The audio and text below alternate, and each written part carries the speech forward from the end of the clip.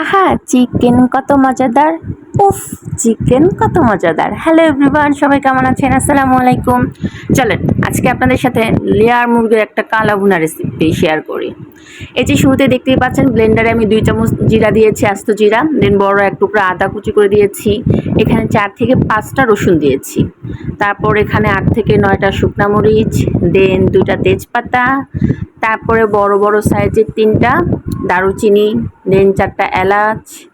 তারপরে এখানে আমি দিয়ে দিলাম প্রায় 7-8টা লং, আর দিয়ে দিয়েছি 10 থেকে 12টা গোলমরিচ। তো মুরগির কালা ভুনাটা নামটা একটু ইউনিক না?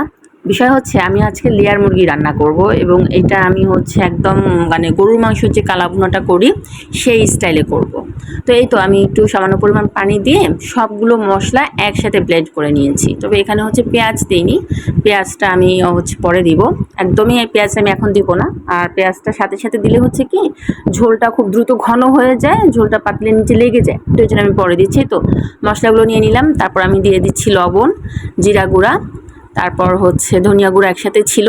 তারপরে মরিচের গুঁড়ো একটু কম দিলাম, কারণ যেহেতু ওখানে শুকনা মরিচ আছে। হলুদের গুঁড়া। আর এই যে লাস্টে আমি একটা মশলা দিয়েছি, এইটা কিন্তু সিক্রেট মশলা। এটা আমরা যে বিল্ডিংয়ে থাকি ওই বিল্ডিংয়ে 4 তলার ভাবি আমাকে দিয়েছেন। মশলাটা কিন্তু অনেক ইয়ামি, বিশেষ করে এটা মাংস রান্নাতেই ব্যবহার করতে হয়। আর এই তো পরিমাণ মতো সয়াবিন তেল দিয়ে আমি সবগুলো উপকরণ একসাথে মেখে, আর আগেই যে মাংসগুলো আমি কেটে ধুয়ে রেখেছিলাম। এখানে 1 কেজি 800 গ্রামের একটা মুরগি নিয়েছি। এটা একটা লেয়ার মুরগি ছিল।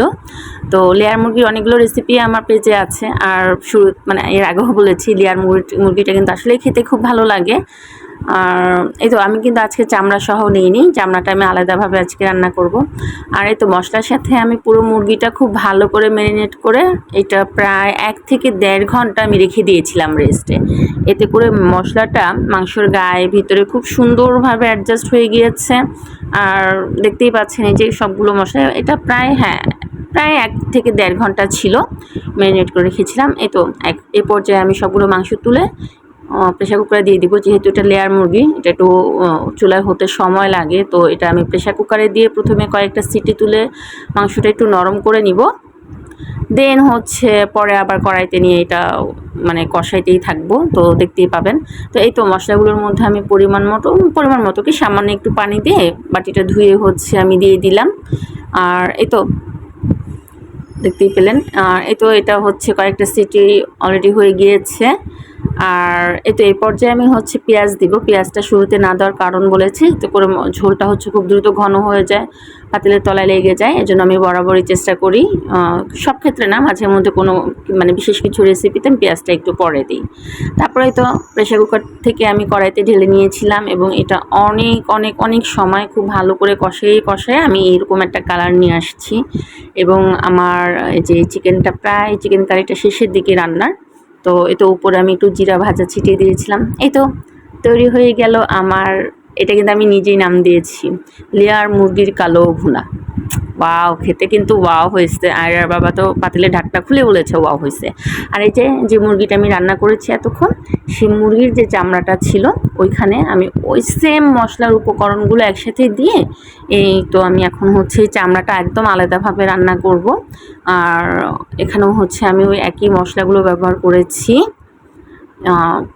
এটাও এটা আমি কিন্তু ম্যারিনেট করে রেখে দিইনি। এটা খুব ম্যারিনেট করে রেখে দেওয়ার কোনো প্রয়োজনই হয় না। এটা মশলাগুলো আমি ভালো করে কষিয়ে ভালো করে মেখে তারপরেই তো আমি এটা একটা পাতিলে ঢেলে খুব ভালো করে এটা কষাচ্ছিলাম। তারপর এটাও ঠিকও আমার রান্না করতে বেশ অনেকটা সময় লেগেছে, কারণ এটার চামড়া দেন যে পাখা যেগুলো বলে থাকি, এগুলো কিন্তু খুব শক্ত ছিল।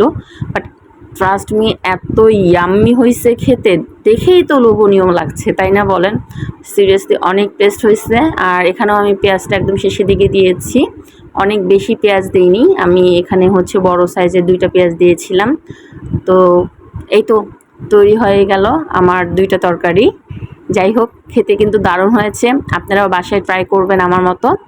আর এ পর্যন্তই, সবাই ভালো থাকবেন, সুস্থ থাকবেন, আর আমার জন্য দোয়া করবেন। আসসালামু আলাইকুম।